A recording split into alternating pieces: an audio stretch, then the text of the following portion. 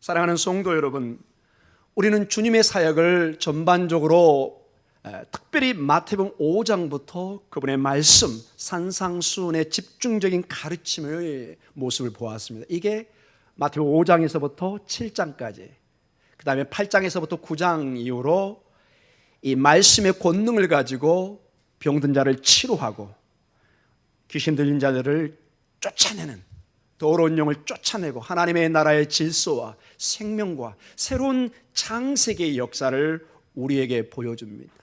우리는 이런 것을 볼 때 이 하나님의 새로운 생명의 역사에 모든 사람이 환영을 받았으면 좋겠지만은 의외로 어두움이 강력하게 역사하는 것을 보게 됩니다. 세상은 정말로 살만한 것이고 아름다운 것이지만 그러나 세상의 다른 면에는 분명히 어두움이 있고 이 진리를, 이 생명의 빛을 거부하는 것을 우리는 분명히 보고 있습니다. 그래서 에베소 6장에 우리의 싸움은 혈과 육이 아니라 공중 권세 잡은 어둠의 영과의 싸움인 것을 분명히 보여주고 있습니다. 즉 지금의 우리 주변에 있는 국제 관계 속에서의 모든 이 갈등이 어떤 정치적인 문제만으로 해결할 수 없는 깊은 영적인 어떤 세력의 싸움이 있다는 것을 우리에게 말씀해 주고 있는 것입니다.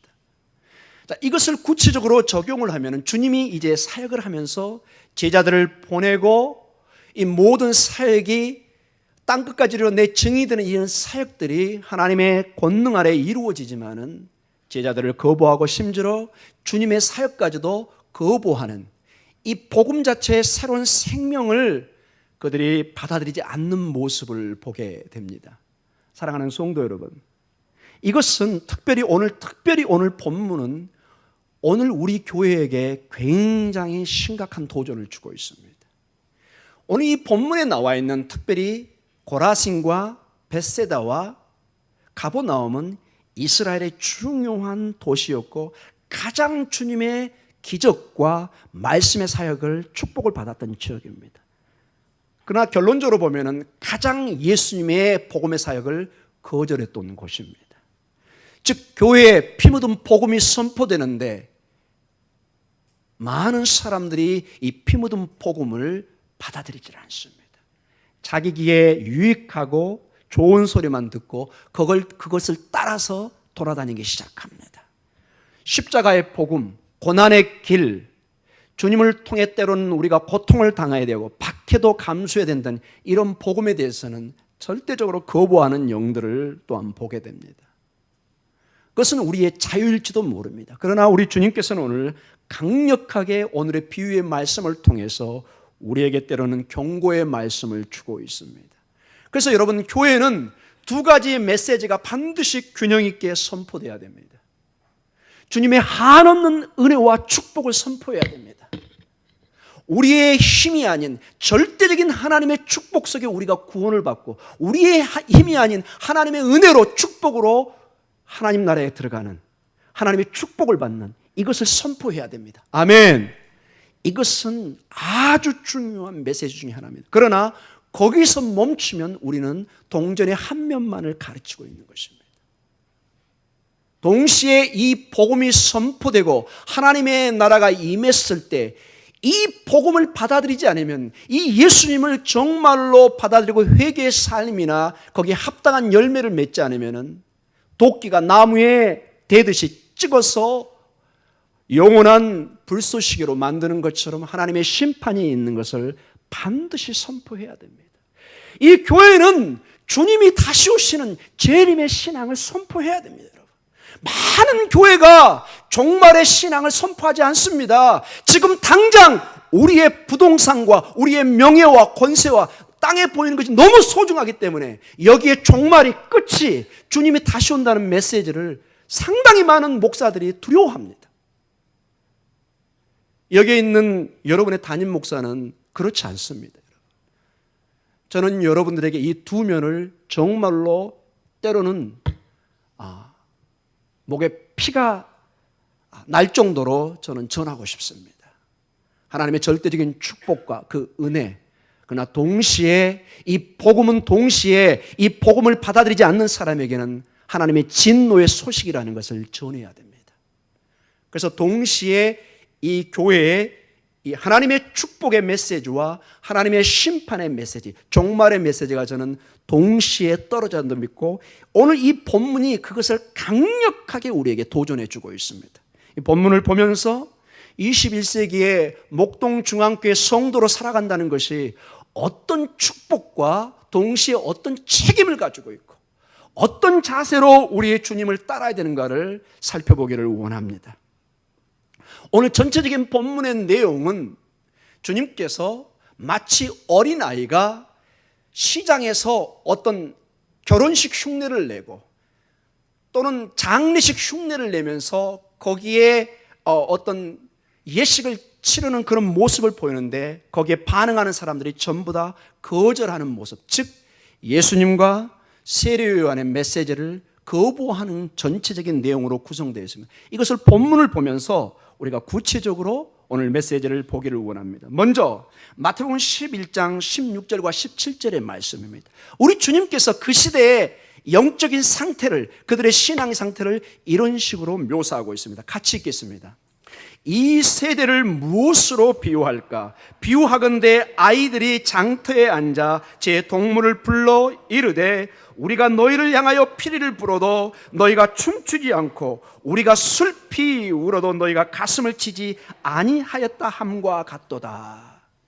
언뜻 이해가 되면서도 안 되는 이런 비유의 말씀을 주고 있습니다. 먼저 16절에 이 세대, this generation 이런 말을 씁니다. 이 세대란 말은 항상 예수님께서 말씀하시는 당시를 얘기합니다. 이 세대는 결국 예수님이 말씀하시는 당시의 유대인의 백성들의 상태를 얘기합니다. 그 세대를, 그 다음에 이 세대, 이 단어가 들어갈 때는 항상 악한 자, 불신앙의 세대, 복음을 거부하는 자들을 가리킬 때가 대부분 씁니다. 이 세대란 단어와 악한 자들과 불신앙의 세대와 주님의 복음을 거부하는 세대와 항상 이게 본문이 맞물려 있습니다. 그래서 이 세대란 단어가 나올 때 독자나 청중들은 즉각적으로 느끼는 것이, 아하, 뭔가 여기에 부정적인 면이 나오겠구나. 어떤 부정적인 면이 있나요? 비유로 말씀하시면서 17절에 이르되 우리가 너희를 향하여 피리를 불어도 어떻게 하죠? 너희가 춤추지 않습니다. 그리고 우리가 슬피 울어도 너희가 가슴을 치지 않습니다. 자, 장터에 아이들이 모여서 피리를 부는 모습은 흔한 그 당시의 유대사의 모습이었습니다. 우리도 여러분 수십 년 전에 서울은 모르겠습니다. 시골의 장터에 5일장이 있었습니다. 거기에 보면 무슨 서커스단도 오고 약장수도 오고 많은 사람들이 사람의 관심을 끌게 하는 그런 음악적인 행동이 있는 것을 우리는 잘 알고 있습니다. 2000년 전에도 이런 시장에서 어떤 그 악기를 통해서 많은 사람들을 이렇게 불러 모으는 그런 모습은, 특히 아이들의 모습은 흔한 모습이었어요. 이 모습을 통해서 주님이 중요한 메시지를 전하고 있습니다. 자, 여기 보면은 17절에 피리를 불어도 춤추지 않습니다. 슬피 울어도 가슴을 치지 않습니다. 이게 무엇을 의미할까요? 자, 이 피리를 불고 춤춘다는 것은 전형적으로 결혼식 장면을 의미하고 있습니다. 그 당시에 유대 사회의 결혼식 때 고대 세계에 이 피리를 부는 것은 아주 흔하고 아주 중요한 악기 중에 하나였습니다. 그 다음에 슬피 울어도 너희가 가슴을 치지 않는다는 것은 이게 장례식장을 말하고 있습니다. 장례식에 왜곡하는 모습을 보여주고 있습니다. 그래서 이 본문에 대한 해석을 대체적으로 두 가지 뜻으로 해석을 내립니다. 학자들은. 자, 유대 백성들이 시장의 아이들처럼 예수님의 결혼식 초청을 그들이 거절하고 있다는 것입니다. 둘째로 세례요한의 심판을 선포하는 장례식 초청을 그들이 거절하고 있다는 것입니다. 즉 주님께서 먹고 마시고, 이 행동이 주로 어디서 주로 이루어지죠? 결혼식장에서. 여러분 결혼식장 가서 음식을 내놓는데 저 금식하고 있습니다. 이거 별로 어울리는 대답은 아닙니다. 맛있게 먹어줘야 됩니다. 우리 예수님께서도 마치 천국 잔치처럼 맛있게 먹고 맛있게 마시고 이런 모습을 통해서 마치 천국이 결혼 잔치처럼 그런 모습을 우리에게 보여주고 있습니다. 세례 요한의 메시지는 굉장히 금욕적이고 급진적이고 마치 장례식에서 왜곡하듯이 백성들이 회개하고 새롭게 변해야 될 것을 강조하는, 마치 장례식의 모습처럼, 그런 장례식에 초청하는 모습처럼 보게 됩니다. 아주 결혼식과 장례식은 굉장히 극과 극의 반대의 모습인 것을 보게 됩니다. 즉, 이 두 가지의 비유는 결국 강조하는 점이 유다 백성들이 예수님과 누구를? 세례 요한을 거절했다는 것입니다. 여러분, 세례 요한은 마지막 예언된 엘리야 선지자와 같은 사람이었습니다. 말라기 선지자에 예언됐던 인물입니다. 그런데도 그들은 거절했습니다. 예수님은 메시아로 빛으로 오신 분입니다. 그들이 거절했습니다. 자, 그런데 이 본문을 계속 읽어보면은 이 백성들이 세례 요한을, 예수님을 거절한 이유가 나옵니다. 여러분 궁금하시죠? 왜 그들이 이 세례 요한을, 우리 예수님을 거절했는가? 그 근거들이 오늘 본문에 나오고 있습니다. 먼저 세례 요한을 그들이 어떻게 평가했는가를 한번 보도록 하겠습니다. 마태복음 11장 18절의 말씀입니다.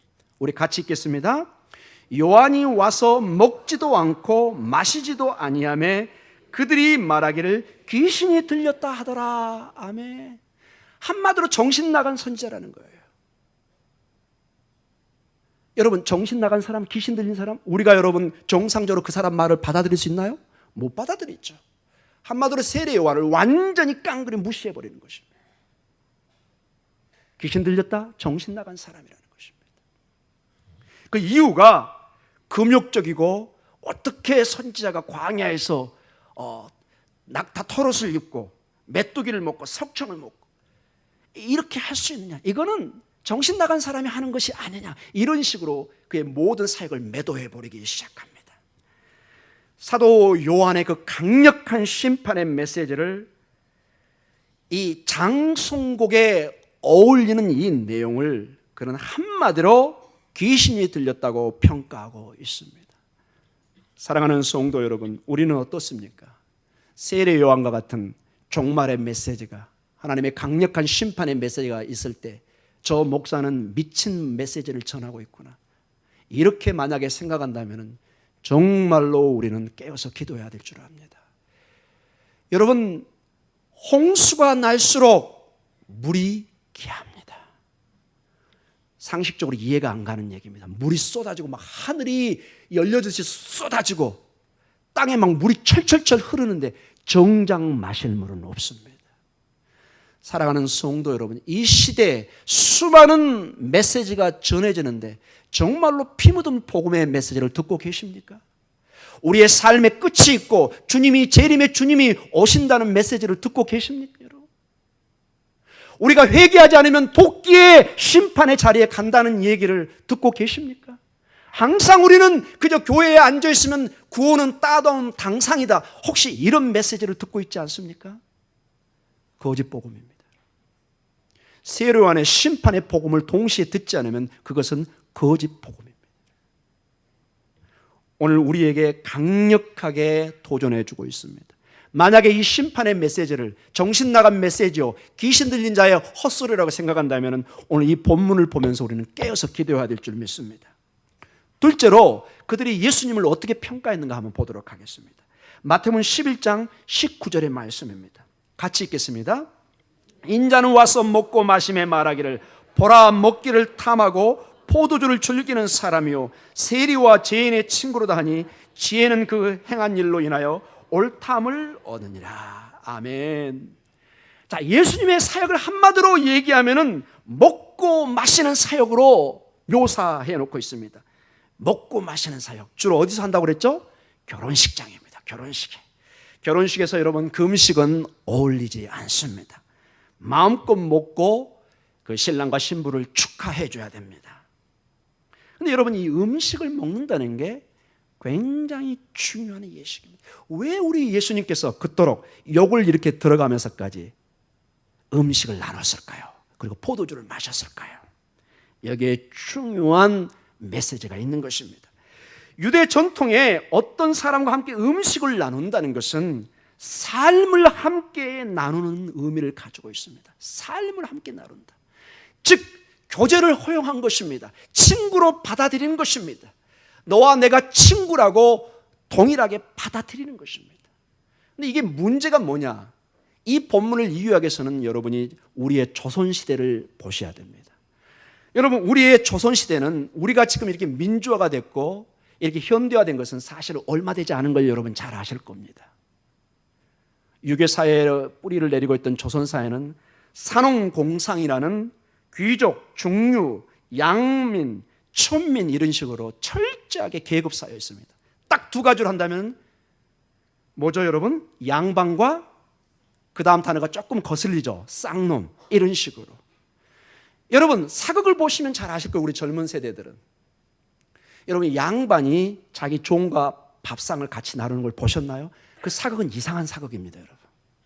좀 더 나아가서 양반과 쌍놈이 함께 여러분 결혼식을 하는 걸 보셨나요? 경을 칠 일입니다. 여러분 경을 칠 일. 이게 얼마 되지 않는 우리 문화의 사회였습니다. 2000년의 유대 사회도 동일했습니다. 여러분. 이건 도저히 같이 할 수 없는 어떤 계급이 있었습니다. 우리는 언뜻 하나님의 언약 안에서 모두가 동일하다고 생각하지만 실제 그렇지 않았었습니다. 예수님 당시에는 분명히 신분 사회로 구성되어 있고 거기는 무시할 수 없는 분명한 힘이 작용하고 있었습니다. 그런데 이 예수님이 이 사회 질서를 파괴하고 있는 것입니다. 여러분 그토록 바리새인과 사두개인 이런 종교 지도자나 사회 지도자들이 예수님을 미워했던 것 중에 다른 여러 원인도 있지만 중요한 원인 중에 하나가 뭐냐? 이 예수님이 그들의 전통 사회를 깡그리 무시하고 들어오는 거예요. 마치 쌍놈이 양반에게 대드는 것처럼 이렇게 사회 질서를 깨는 것처럼 받아들였습니다. 한 예를 제가 드리겠습니다. 이 바리새인들은 그들의 식탁을 어떻게 문헌을 보면은 묘사를 하고 있느냐? 이 바리새인들의 식탁을 어느 정도로 그들이 중요하게 생각했느냐? 그들은 성전에 가면은 하나님께 제사를 드리는 그 제단이 있었습니다. 그 제단에 제물을 바치는 것만큼 바리새인들의 식탁은 거룩하다고 여겼습니다. 여러분 지금도 여러분 지금 유대인의 상당히 많은 전통 유대인들은 부엌에 가면은 싱크대가 두 군데로 나눠져 있습니다. 제 말에 안 믿어지시면은 방문해 보시면 압니다.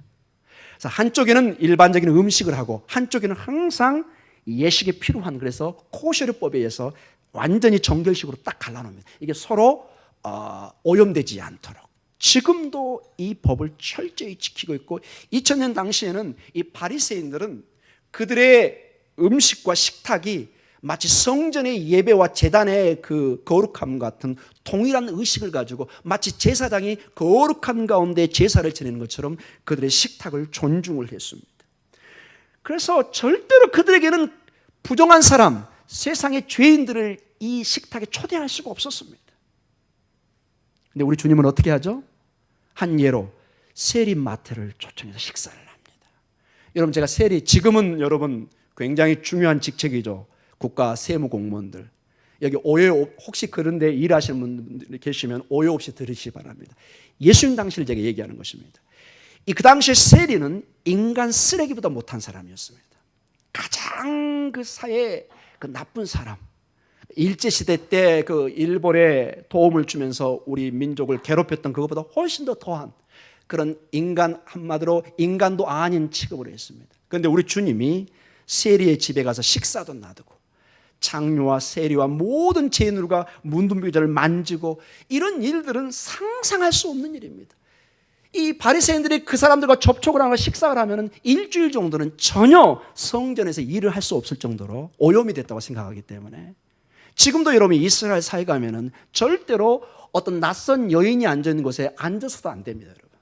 오직 남편만 그 옆에 앉을 수 있습니다. 왜? 부정타기 때문에.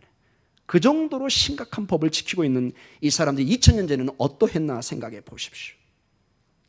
자, 이 바리새인이나 사두개인이나 이 사회 지도층들은 어떤 규율과 어떤 계급의 계층을 이미 가지고 있었습니다. 그런데 예수님이 정면으로 이것을 도전하고 있는 것입니다. 여기에 그들은 어마어마한 불안을 느끼기 시작한 겁니다. 이대로 가다간 우리가 다 이 질서가 깨지겠다. 물론 자기들 입장에서 생각하는 거겠죠. 식사를 통해 그들을 받아들이고 그들을 돕는 모습을 보면서 이 바리새인들은 속이 막 부글부글 끓어 일어나는 거죠. 그래서 어떻게 평가를 했느냐?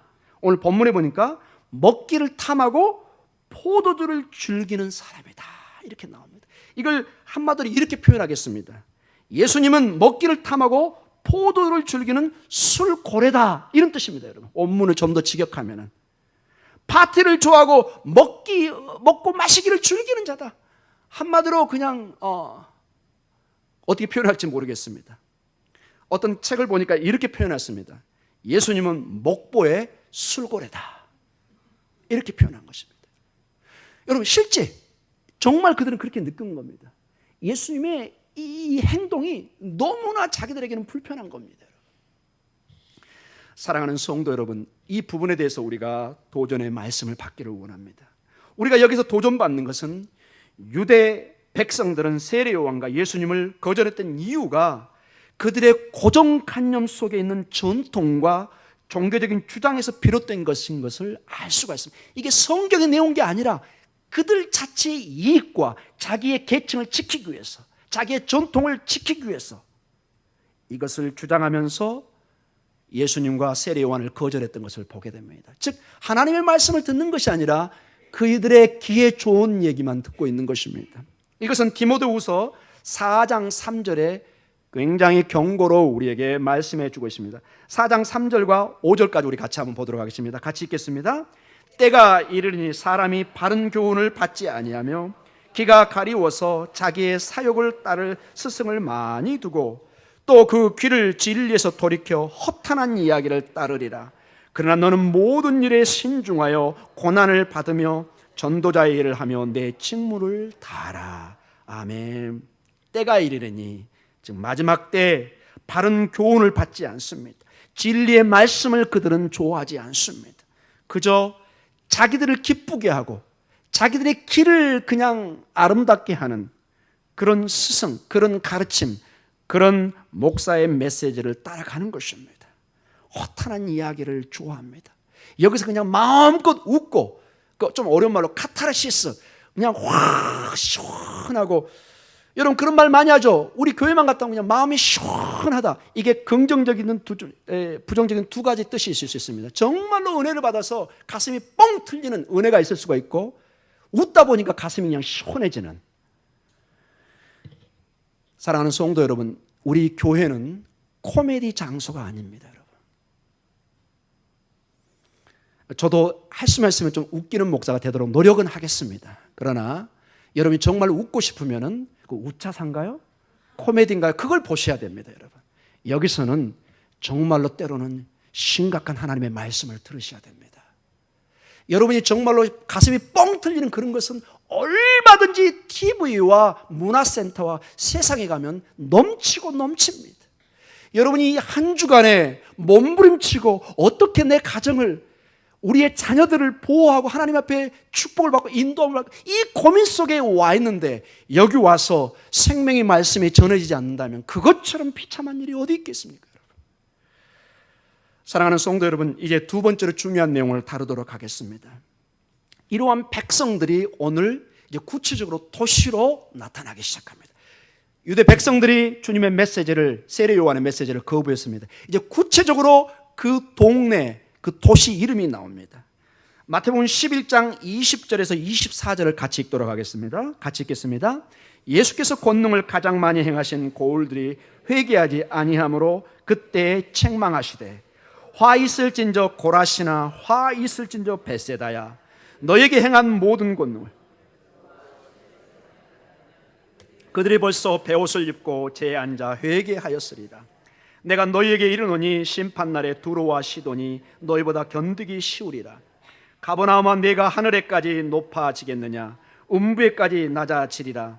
내게 행한 모든 권능을 소돔에서 행하였더라면 그 성이 오늘까지 있었으리라. 내가 너희에게 이르노니 심판날에 소돔 땅이 너보다 견디기 쉬우리라 하시니라. 아멘. 자, 오늘 본문에 보면 20절에 이렇게 시작합니다. 예수께서 권능을 가장 많이 행하신 고을들이 뭐하지 않죠? 회개하지 아니므로 그때 책망하십니다. 여기에 책망하는 그 해당되는 도시가 세 도시가 나옵니다. 고라신, 벳세다, 가버나움입니다. 이 지역은 여러분 아주 서로 가까이 있습니다. 모기동, 목일동, 목삼동 이런 식으로 다 이렇게 붙어 있습니다. 근데 여러분 놀랍게도 여러분이 실제 이제 성지순례 가시면 느끼시겠지만 이 세 지역은 지금 아무도 안 살고 있습니다. 원래 고고학적으로 여기는 거의 한 1000명이 넘는 큰, 그 당시 2000년에 1000명 이상 살고 있는 도시라면 굉장히 큰 도시입니다. 고고학적 근거를 가지고 있고 거기 발굴도 하고 있습니다. 놀랍게도 지금은 아무도 살고 있지 않습니다. 그래서 하나같이 우리가 얘기합니다. 예수님의 저주가 지금까지도 여기에 있나 보다. 그 주변에 도시들이 막 형성되는데 이 고라신과 벳세다와 가버나움만큼은 아무도 없고 그냥 우리 관광객들이 가서 차 대놓고 여기가 고라신입니다, 여기가 벳세다입니다, 이런 식으로 설명만 하고 돌아옵니다. 근데 하나같이 묻습니다. 근데 왜 사람들은 안 살죠? 저도 모르겠는데요. 저도 모르겠어요. 참으로 희한합니다. 그 수백 년 동안 수천 년 동안 살아왔던 이 도시가 지금은 아무도 살고 있지 않습니다. 자, 고라신, 벳세다, 가버나움, 유대의 세 개의 중요한 도시입니다. 여기에 상응하는 이방 도시와 죄악의 도시의 상징인 소돔이 나옵니다. 즉 두로와 시돈, 베니게 지역입니다. 즉 페니키아, 지금의 레바논 지역입니다. 두로와 시돈, 소돔 지역입니다. 이 세 지역을 서로 이렇게 비교하면서 주님께서 말씀하고 계십니다. 특별히 여러분 여기에 가버나움을 좀 주목해 보시기 바랍니다. 이 가버나움은 예수님의 선교센터요 제2의 고향입니다. 나사렛에서 계시다가 공생애가 시작되면서 그의 선교센터를 가버나움으로 옮기셨습니다. 그리고 이 가버나움은 마태복음 5장 1절부터 11절에 나오는 산상수훈이 가르치던 바로 근처에 있었습니다. 즉 주님의 말씀을 풍성히 들었던 곳입니다. 마태복음 7장 28절과 29절에 보면은 그 백성들이 그 산상수훈의 말씀을 들으면서 깜짝 놀랍니다. 와우, 이 권위가 어디서 왔는고 놀랍니다. 분명히 말씀을 들었던 사람들입니다. 마태복음 8장 5절과 13절에 백부장의 하인이 고침을 받습니다. 바로 그 하인이 아들일지도 모른다는 그 사람입니다. 그 사건이 이 가버나움에서 일어난 것입니다. 마태복음 8장 14절과 16절에 보면은 베드로의 장모가 여기서 열병이 났고 귀신 들린 자들과 병든 자들이 고침을 받습니다. 이게 바로 가버나움에서 일어난 일입니다. 마태복음 9장 1절과 8절에 중풍병자를 고치고 그걸 본 백성들이 놀라기 시작합니다. 마태복음 9장 18절에서 26절에는 한 갈리의 딸이 죽다가 살아나는 모습이 나옵니다. 이게 다른 성경을 보면은 야이로의 딸인 것을 알게 됩니다. 달리다굼, 소녀야 일어나라. 이 사건이 바로 이 가버나움에서 일어났어요. 자, 다른 복음서도 아니고 이 마태복음만 봐도 얼마나 많은 사건이 이 가버나움에서 일어났습니까? 여러분, 충분히 그들은 예수님이 어떤 분인가를 알 수 있는 충분한 기회를 가지고 있었습니다. 그러나 그들은 전혀 예수님을 받아들이지 않습니다. 자, 여기에 이제 결론적으로 우리의 고민이 있습니다. 이것을 21세기의 우리 목동중앙교회가 어떻게 받아들여야 되겠습니까? 사랑하는 성도 여러분, 주님은 우리 주 예수 그리스도는 교회에 임재해 계십니다. 아멘. 주님은 우리와 쉐키나 함께 하십니다. 그분의 말씀은 우리의 교회와 모든 교회의 역사에 함께 하셨습니다. 수많은 기적도 함께 했습니다. 여러분 다 밝힐 수 없지만 여러분의 간증거리가 다 있을 것입니다. 저도 마찬가지입니다. 세상에 내놓을 수 없는 기적 같은 이 일들을 저는 체험했고 여러분도 마찬가지입니다. 그런데 여러분, 그게 중요하지만 중요하지 않다고 얘기하고 있습니다. 이게 무슨 말일까요, 여러분? 정말로 중요한 점을 이 본문을 통해서 우리에게 주님께서 도전해 주고 있습니다. 주님의 임재와 말씀과 기적을 통해서 우리가 변하고 있냐는 문제입니다. 우리가 회개하고 있냐는 문제입니다. 지금 여러분과 제가 변화하고 있습니까? 주님의 말씀으로 새로워지고 있습니까? 그냥 어쩔 수 없이 여기에 앉아 계십니까? 어떤 자세로 있습니까? 오늘 여기 가버나움은 보면은 마치 그들이 하늘에 올라간 것 같은 그런 본문의 내용이 나옵니다. 이것은 이사야 14장 13절을 연상해 주고 있습니다. 가버나움은 얼마나 많은 축복을 받았고 기적을 보았던지 그들이 마치 하늘에 올라가는 그런 아주 교만한 아주 그런 모습으로 나오는데, 이게 이사야 14장 13절의 말씀을 아주 유사한 내용과 나옵니다. 같이 읽어볼까요? 내가 내 마음에 이르기를 내가 하늘에 올라 하나님의 뭇별 위에서 내 자리를 높이리라. 내가 북극 지폐의 산 위에 앉으리라. 아멘. 이게 바로 바벨론을 가리키는 본문의 내용입니다. 이사야. 바벨론은 신흥 국가로서 세계 열강을 제패하고 큰 힘을 자랑합니다. 세상의 가장 막강한 제국으로 자랑합니다. 그래서 그들이 마치 하늘에 올라 있는 천하를 통일하고 호령하는 모습처럼 교만하기가 그지없습니다. 그러나 그들은 하나님의 심판에 의해서 역사의 지도에서 사라져 버립니다. 예수님께서 나사렛에서 가버나움으로 사역지를 옮기시고 수많은 기적과 가르침을 주셨습니다. 그러나 우리 주님은 당신의 가르침을 그저 듣기만 하고 그저 와 대단하십니다, 여기에 머물러 있는 것을 원치 않으신다는 것입니다. 주님께서 진정으로 교회에게, 당신의 백성들에게 원하시는 것은 회개입니다. 삶의 변화입니다. 여러분, 이 회개, 이게 여러분 신구약에서 우리가 좀 정리가 필요합니다. 우리가 대개 회개에 그러면은 어떤 윤리적 도덕적 삶의 바른 삶을 생각을 합니다. 물론 그것도 포함됩니다. 잘못되던 삶을 고치고 이제 똑바로 한 인생으로 살아가는, 이것도 회개라고 할 수 있지만 이거는 보통 우리가 쓰는 회개고, 구약과 신약에서 말하는 회개는 근본적으로 이 점이 다릅니다. 구약에서의 회개는 슈브라는 단어인데 완전히 하나님께로 돌아서는 것을 얘기합니다. 단순히 윤리적 삶만을 고치는 것이 아니라 생명의 하나님께로 돌아가는 것입니다. 이게 회개라는 것입니다. 신약의 메타노이라는 이 단어 회개라는 동일한 뜻입니다. 단순히 삶의 윤리적인 삶을 회복하는 차원으로 끝나는 것이 아니라 누구에게로 돌아가는 거죠? 예수님께로 돌아가는 것입니다. 예수님께로 돌아가는 것이 회개의 핵심입니다. 누구에게 돌아가는 거라고요? 예수님께. 예수님을 만나야 됩니다. 예수님을 그저 좋은 말씀입니다. 위대한 스승의 말씀입니다. 지혜의 말씀입니다. 당신은 소크라테스나 플라톤이나 석가모니나 공자의 그 수준입니다. No! 우리 주님은 그런 위인이 아니십니다.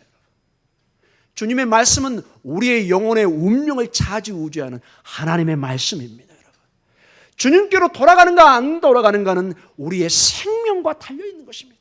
내가 잠시 교양으로 철학을 터득하고 인생의 이치를 깨닫는 차원으로 끝나는 것이 아니라 우리의 천국과 지옥이 갈라지는 우리의 운명의 생명의 문제라는 것을 여러분 잊지 마시기 바랍니다.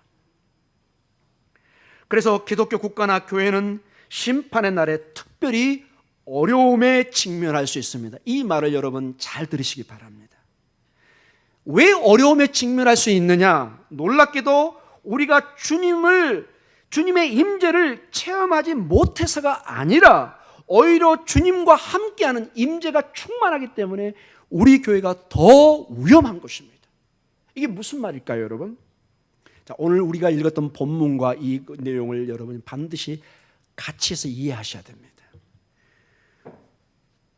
회개의 삶의 변화가 없는, 회개와 삶의 변화가 없이 주님의 임재만 떨어지기 시작하면 소돔보다 더 심한 심판의 자리에 우리가 이르게 된다는 것입니다. 여러분, 벳세다와 고라신과 가버나움이 하나님의 임재가 충만했습니다. 여러분, 이사야 9장에 저 스불론 땅과 납달리 땅에 그 흑암에 갇혔던 곳에 빛이 임하고 메시아의 왕성한 생명이 전해지기 시작합니다. 그 지역이 바로 고라신과 벳세다와 가버나움 지역입니다. 빛을 보았습니다. 그러나 반응을 나타내지 않습니다. 그러니 심판이 더 큰 것입니다. 사랑하는 성도 여러분, 교회에 하나님의 쉐키나 임재가 있습니다. 그러나 이것은 동시에 이 생명에 반응을 하지 않으면 이 복음이 기쁜 소식이 아니라 심판의 소식으로 다가온다는 것입니다. 이것을 오늘 보라는 것입니다. 이것이 오늘 우리 본문이 강조하고 가르치는 강력한 메시지입니다. 마지막 심판의 날에 비록 소돔이 멸망의 도시의 상징이지만은 가버나움보다 낫다고 말씀하고 계십니다. 그 이유는 가버나움은 소돔보다 훨씬 더 많은 주님의 은혜를 체험하는 기회를 가졌습니다. 그러나 가버나움은 이 주님의 은혜가 그들의 삶을 변화시키고 회개의 자리로 인도하는 것을 거부했습니다. 사랑하는 성도 여러분, 모든 교회의 성도들은 주님을 모시고 있습니다. 왜냐하면 예수님은 그의 말씀을 통해서, 예배를 통해서 임재하시기 때문입니다. 그러나 우리 예수님은 모든 교회의 구성원을 다 가지지는 않습니다. 이게 무슨 말이냐? 그의 말씀과 기적과 은혜의 임재에 반응을 해서 삶을 변화시키고 회개하는 심령에 함께하는 것입니다. 우리 모두에게 함께하지는 않습니다. 구약의 역사가, 신약의 역사가 이걸 얘기합니다. 우리 주님은 좁은 길과 넓은 길을 동시에 말씀하십니다.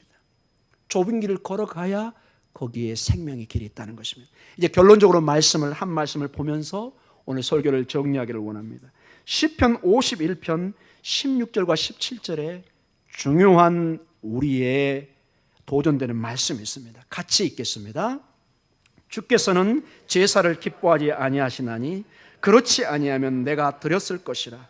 주는 번제를 기뻐하지 아니하시나이다.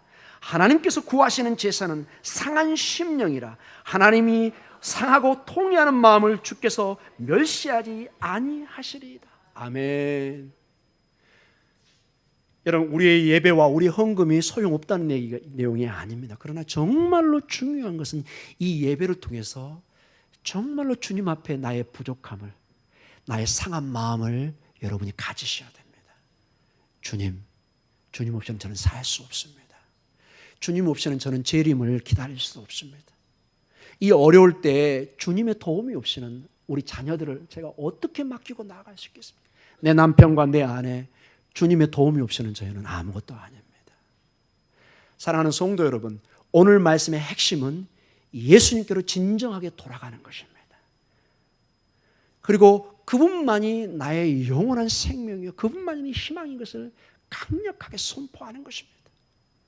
이 빛 안에서 거하는, 그리고 승리하는, 그리고 회개의 삶과 변화의 삶을 여러분의 삶에 충만히 이루시기를 주님의 이름으로 축복하며 기도합니다. 기도하겠습니다.